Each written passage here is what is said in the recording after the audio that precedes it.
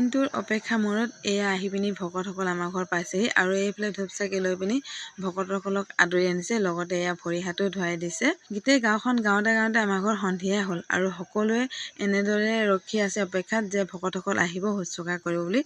আৰু প্ৰত্যেক ঘৰতে বহুত দেৰি হৈ যাব, সেইকাৰণে একে ঘৰতে 6-7 মিলি পিনি কিবা এটা খোৱাৰ ব্যৱস্থা কৰা হৈছে আৰু এইফালে এই সকলোকে খুৱাই বোৱাই এতিয়া সকলোৱে ৰাইজৰ বিহু চাব লওক নহ'লে।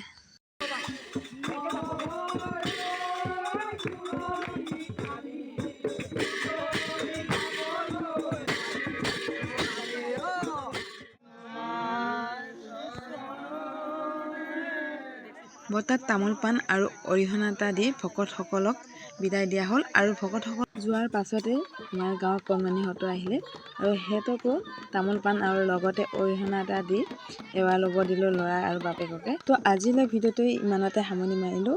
ভিডিঅ'টো চাই কেনে পালে জনাব নাপাহৰিব দেই। আজিলৈ বাই বাই।